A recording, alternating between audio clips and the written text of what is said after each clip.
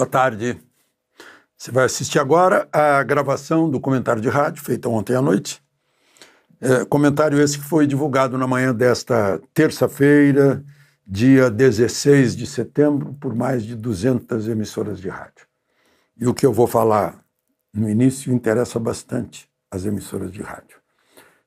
Lembre-se de se inscrever e, ao final, de deixar o gostei ou não gostei. Vamos então aos assuntos de hoje.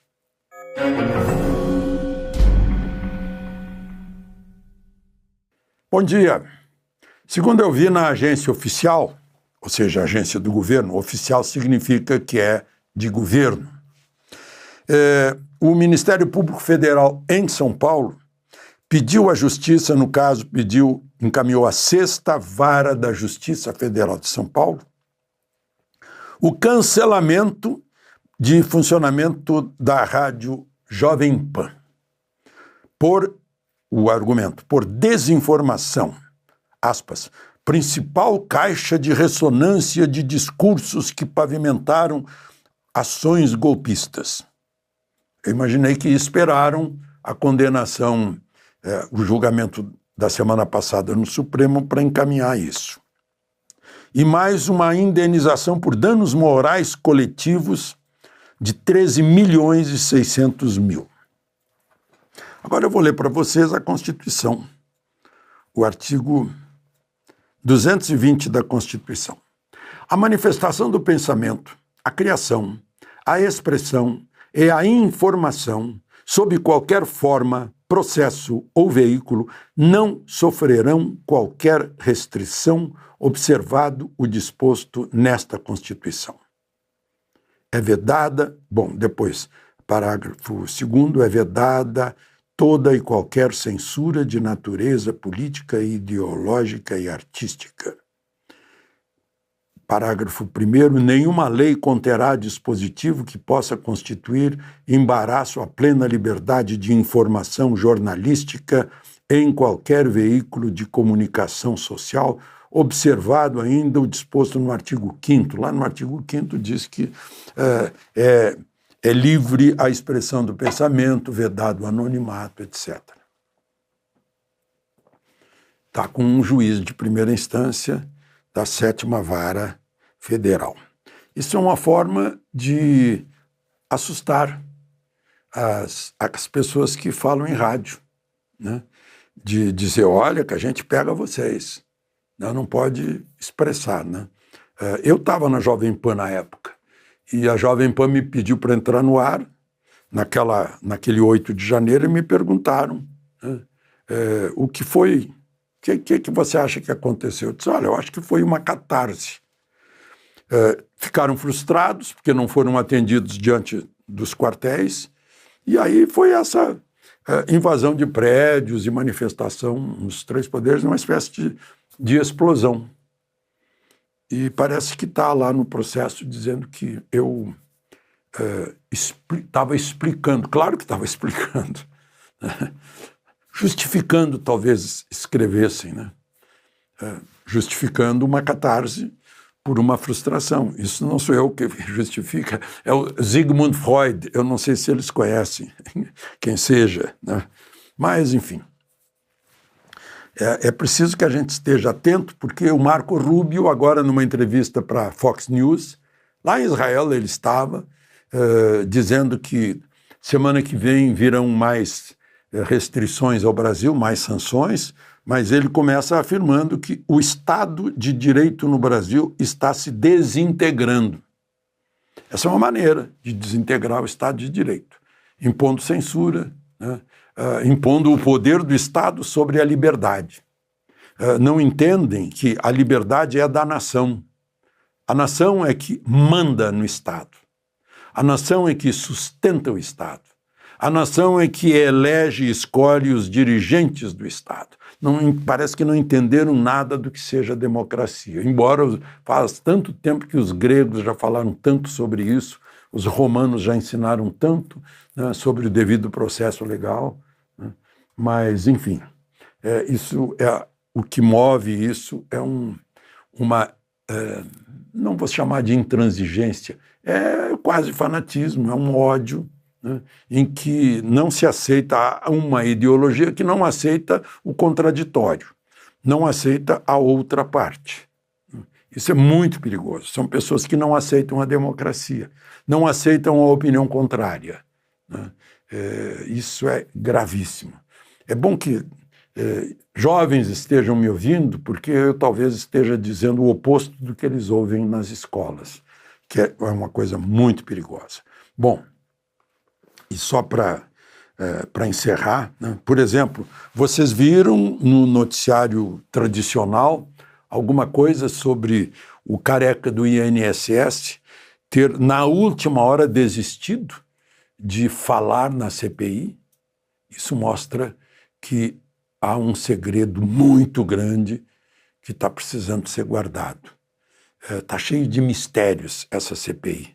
Ela vem se arrastando, não houve prisões, ministro Dias Toffoli pediu os inquéritos sem ser relator, agora está nas mãos de um relator confiável, que é o André Mendonça, aí houve prisões, e aí viu-se que tem uma fortuna com pessoas que não estão dentro do governo, mas só poderiam fazer o que fizeram com contraparte dentro do governo. E o que está se querendo esconder? Será que a mídia tradicional, que recebe tantas verbas que vêm dos impostos dos brasileiros, está mostrando isso? Esse escândalo imenso que foi roubar de velhinhos da Previdência milhões e roubar bilhões dentro do aparato governamental, usando a burocracia estatal. De Brasília, Alexandre Garcia. Boa tarde. Você vai assistir agora a gravação feita ontem à noite do comentário de rádio que foi publicado por mais de 200 emissoras na manhã desta segunda-feira, dia 15 de setembro. Lembre-se de se inscrever se ainda não fez isso e, ao final, não esqueça de deixar o gostei ou não gostei. Vamos então ao comentário.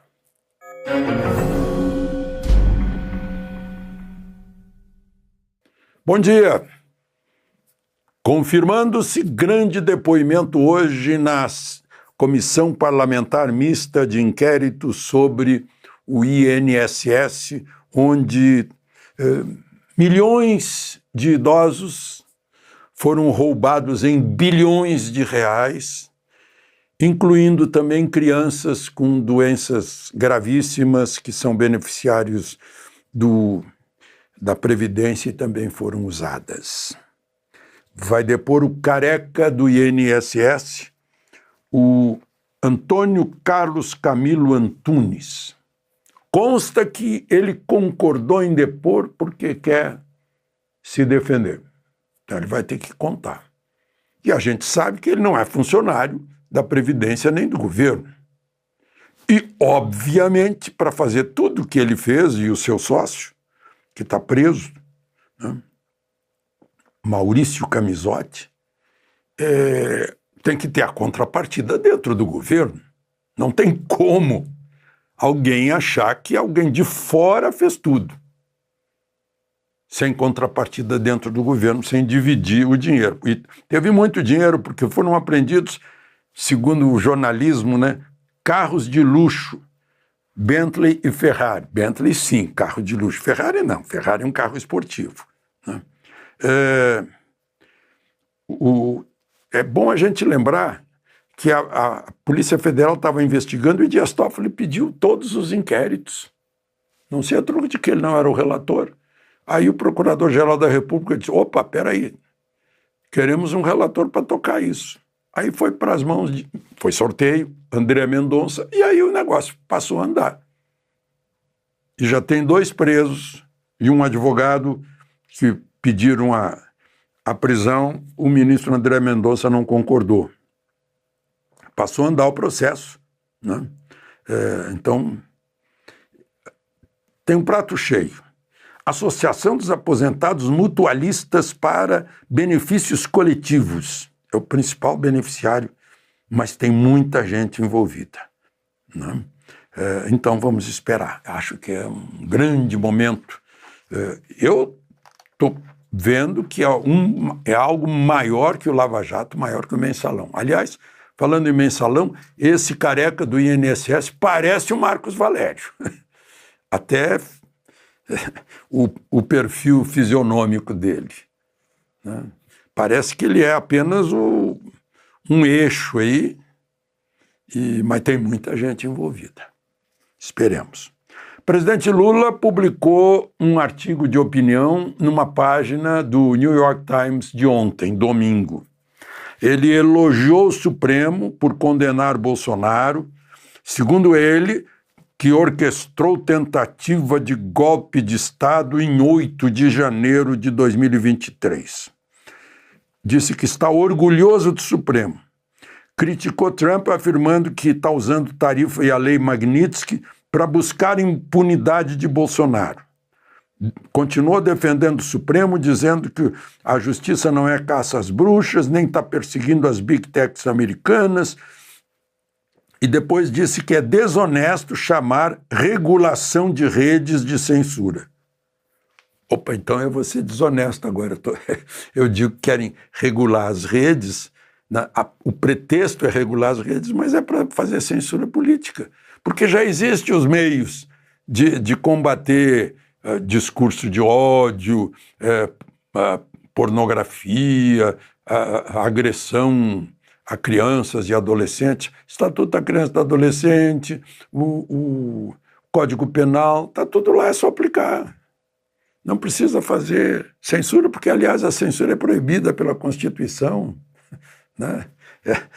É impossível pela Constituição, a menos que desrespeitem a Constituição. Bom, uma outra questão que eu queria falar, né? Esse caso aí daqueles que festejaram o tiro, que era para ser na cabeça, mas pegou no pescoço, do Charlie Kirk. Um religioso, pai de família, pai de 2 filhinhas, né? Eu me pergunto a vocês, quem festeja um crime desses não é igualzinho ao assassino? É movido pelo mesmo ódio, pelas mesmas emoções, os mesmos sentimentos do assassino. É isso que a gente tem que considerar, com tristeza, né? Mas é um ódio que vem sendo pregado há muito tempo. Lembram da Marilena Chauí gritando, eu odeio a classe média? Daquele tal de Yazzi, num encontro, os dois num encontro do PT, né, dizendo que, citando Brecht, que foi um dramaturgo comunista, dizendo uma boa espingarda, uma boa bala para botar esse fascista no paredão, uma boa pá para fazer uma boa cova para ele, né? São esses ódios, a pregação desses ódios por anos e anos, né? O ódio que a gente vê nas universidades não é só com o advogado Jeffrey Chicchini. Qualquer aluno numa universidade federal que entre com uma camisa de outra cor que não seja o vermelho lá, põe o verde e amarelo para ver o que acontece. Põe a camisa da seleção porque é expulso. É o ódio que é pregado, né? O ódio é o oposto do principal mandamento do cristianismo, que faz parte da nossa cultura